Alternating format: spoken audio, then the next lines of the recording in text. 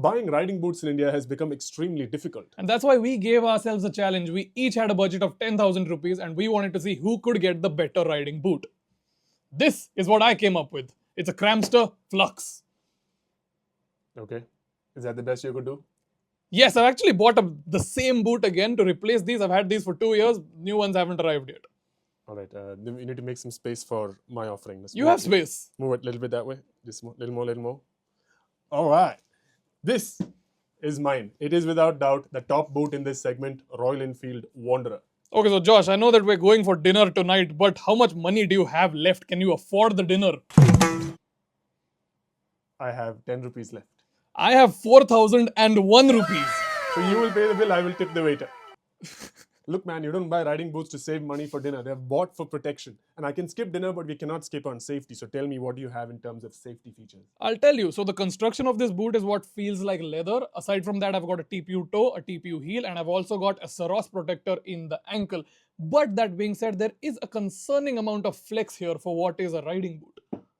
As far as riding gear goes, stiff is good. And it is stiffer, noticeably stiffer than that one.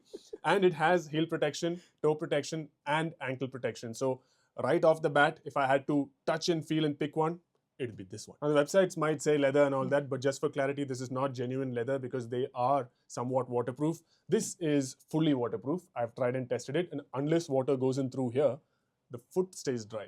And as for these, Cramster claims that these have got a water-resistant lining, but I've literally stood in a puddle that came up to here for about 10 minutes and not one drop went inside. So we're good on that front here as well. One thing I'm very happy about with the Wanderer is that I have these buckles, and these are definitely going to be more robust over time. You have a zipper that could fail at any time. I do have a zipper, and I was concerned about the same thing, but so far it has held on well. And it's been a couple of years. It has.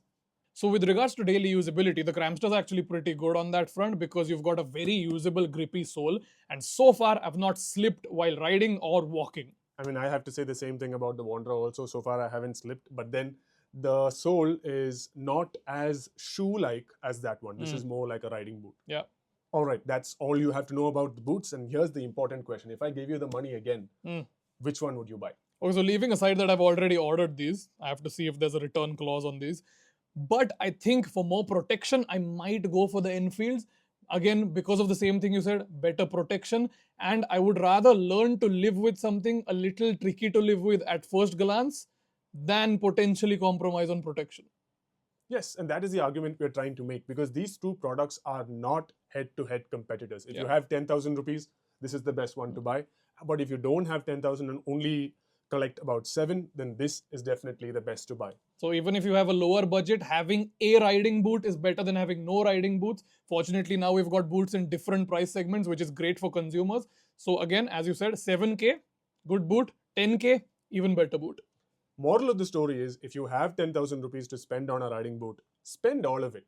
Don't save money for dinner.